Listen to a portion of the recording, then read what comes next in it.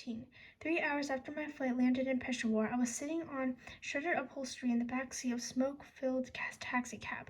My driver, a chain-smoking, sweaty little man who introduced himself as Ghulam, drove nonchalantly and recklessly, averting collisions by the thinnest of margins, all without so much as a pause, an incessant stream of words spewing from his mouth. Terrible what is happening in your country, Yar. Afghani people and Pakistani people, they are like brothers, I tell you. Muslims have to help out Muslims, so I tuned him out, switched to a polite nodding mode. I remembered Peshawar pretty well from the few months Baba and I had spent there in 1981.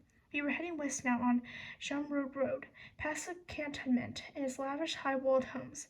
The bustle of the city blurring past me reminded me of a busier, more crowded version of Kabul I knew, particularly of the Koshesh Morga or Chicken Bazaar, where Hassana used to buy chutney-dipped potatoes and cherry water. The streets were clogged with bicycle riders, milling pedestrians, and rickshaws popping blue smoke, all weaving through a maze of narrow lanes and alleys. Bearded vendors draped in thin blankets sold animal skin lampshades, carpets, embroidered shawls, and copper goods from rows of small, tightly jammed stalls. The city was bursting with sounds. The shouts of vendors ringed in my ears, mingled with the blare of Hindi music, the sputtering of rickshaws, and the jingling bells of horse-drawn carts. Rich scents, both pleasant and not so pleasant, drifted to me through the passenger window. The spicy aroma of pakora and the nihari Baba had loved so much, blended with the sting of diesel fumes, the stench of rot garbage and feces. A little past the red brick buildings of Peshawar University, we entered an area my garrulous driver referred as Afghan town. I saw sweet shops and carpet vendors, kebab stalls, kids with dirt-caked hands selling cigarettes, tiny restaurants, maps of Afghanistan painted on their windows, all interlaced with back street aid agencies. Many of your brothers in this area, Yar. They are opening businesses, but most of them are very poor. He tisked his tongue aside. Anyway, we're getting close now.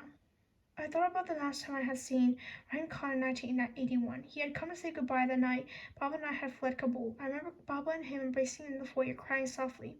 When Baba and I arrived in the U.S., he and Rahim Khan kept in touch. They would speak 4 or 5 times a year, and sometimes Baba would pass me the receiver. The last time I had spoken to Rahim Khan had been shortly after Baba's death.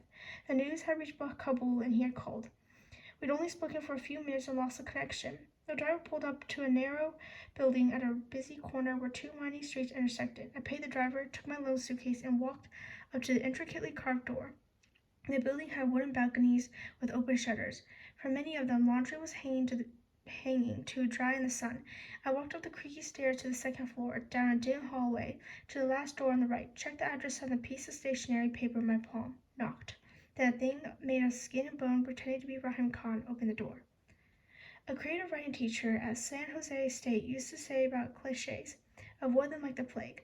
Then he laughed at his own joke. The class laughed along with him, but I always thought cliches got a bum rap, because often they're dead on. But the aptness of the cliched saying is overshadowed by the nature of the saying as a cliche. For example, the elephant in the room saying, nothing could be more correctly describe the initial moments of my reunion with Rahim Khan. We sat on a wispy mattress set along the wall across the window overlooking the noisy street below. Sunlight slanted in and cast a triangular wedge of light onto the Afghan rug on the floor. 2 folding chairs resting against one wall, and a small copper samovar sat in the opposite corner. I poured his tea from it.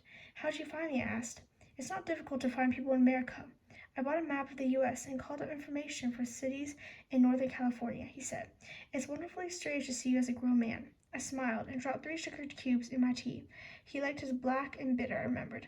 Baba didn't get the chance to tell you, but I got married 15 years ago.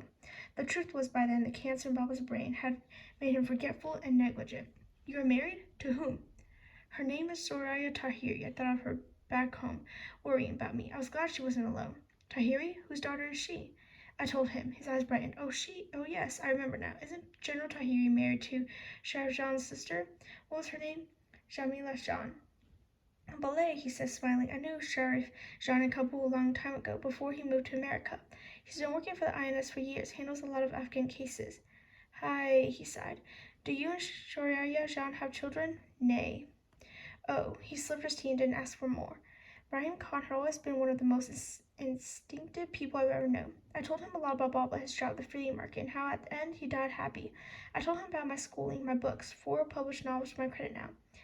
He smiled at this. He said he never had any doubt. I told him I had written short stories in a leather-bound notebook he gave me, but he didn't remember the notebook. The conversation is inevitably turned to the Taliban. Is it as bad as I hear, I say?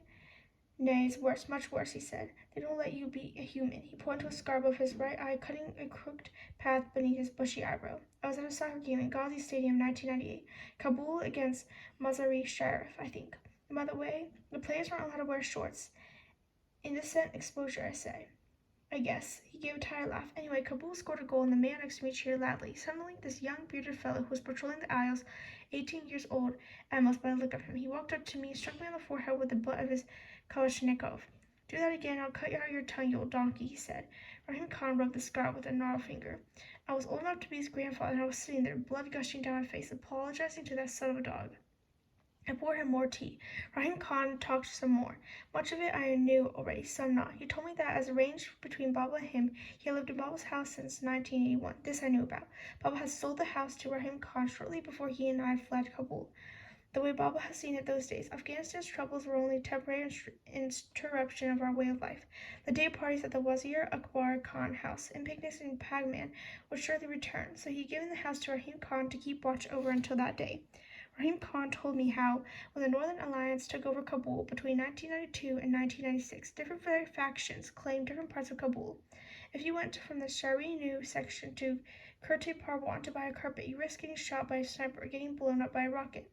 If you got past all the checkpoints, that was, you practically needed a visa to go from one neighborhood to the other. Some people just stayed put, prayed the next rocket wouldn't hit their home. He told me how people knocked holes in the walls of their homes so they could bypass the dangerous streets and would move down the block from hole to hole.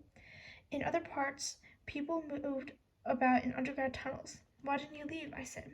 Kabul was my home. It still is, he snickered. Remember the street that went from your house to the Kishla, the military barracks next to the Istiqlal school? Yes, it was a shortcut to school. I remember the day Hassan and I crossed it, and the soldier sat teased Hassan about his mother. Hassan cried in the cinema later, and I put an arm around him. When the Taliban rolled in and kicked the lions out of the Kabul, I actually danced on that street, Rahim Khan.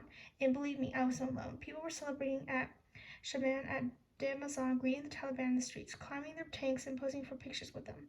People were so tired of constant fighting, tired of the rocket, the gunfire, the explosions, tired of watching Gulbuddin and his cohorts firing anything that moved. The lions did more damage to Kabul than the Shorabi. They destroyed your father's orphanage. Did you know that? Why? Why would they destroy the orphanage? I remember sitting beside Baba the day they opened the orphanage. The wind had knocked off his curricle hat, and everyone had laughed, then stood and clapped when he delivered his speech, and now it was just another pile of rubble. All the money Baba had spent, all those nights he sweated over the blueprints, all the visits to the construction site to make sure every brick, every beam, every block was laid just right. Collateral damage, Rahim Khan said. You don't want to know, Amir Jan, what it was like sifting through the rubble of the orphanage. There were body parts of children. So when the Taliban came, they were heroes, Rahim Khan said. Peace at last. Yes, hope is a strange thing, peace at last, but at what price? A violent coughing fit gripped Rahim Khan and rocked his gaunt body back and forth. When he spat to his handkerchief, it immediately stained red. I thought that it was good a time as any to address the elephant sweating with us in the tiny room. How are you? I asked. I mean, really, how are you? Dying, actually, he said in a gurgling voice. Another round of coughing, more blood on the handkerchief. He wiped his mouth, blotted his sweaty brow from one wasted temple to the other with his sleeve, and gave me a quick glance. When he nodded, I knew he had read the next question on my face. Not long, he breathed. How long? He shrugged, coughed again. I don't think I'll see the end of this summer, he said. Let me take you home with me. I can find you a good doctor. They're coming up with new treatments all the time. There are new drugs and experimental treatments. We could enroll you in one. I was rambling, and I knew it, but it was better than crying, which I was probably going to do anyway. He let out a shuffle of laughter, revealed missing lower ancestors. It was the most tired laughter I'd ever heard. I see America has infused you with optimism that made her so great. That's very good. We're a melodic people, we Afghans, aren't we? Often we wallow too much in gumkhori and self-pity. We give in to loss, to suffering, accept it as a fact of life, even see it as necessary. Zindagi Megzara. So we say, life goes on. But I am not surrendering to fate here. I am being pragmatic. I have seen several good doctors here, and they have given the same answer. I trust them and believe them. There is such a thing as God's will. There's only what you do and what you don't do, I said. Rahim Khan laughed. You sound like your father just now. I miss him so much. But it's God's will, Amir Jan. It really is. He paused. Besides, there's another reason I asked you to come here. I want to see you before I go. Yes, but something else too. Anything. You know, all those years I lived in your father's house after you left? Yes. I wasn't alone for all of them. Hassan lived there with me. Hassan, I said. When was the last time I spoke his name? Those thorny old barbs of guilt bore into me once more, as if speaking his name had broken a spell, set them free to torment me anew. Suddenly the air in Rahim Khan's little flat was too thick, too hot, too rich with the smell of the street. I thought about writing you and telling you before, but I wasn't sure you want to know. Was I wrong? The truth was no. The lie was yes. I settled for something in between. I don't know. He coughed another patch of blood into a handkerchief. When he bent his head to spit, I saw honey-crusted sores on his scalp. I brought you here because I'm going to ask something of you. I'm going to ask you to do something for me. But before I do, I want to tell you about Hassan. Do you understand? Yes, I murmured. I want to tell you about him. I want to tell you everything. You will listen. I nodded. Then Rahim Khan sipped some more tea, rested his head against the wall, and spoke.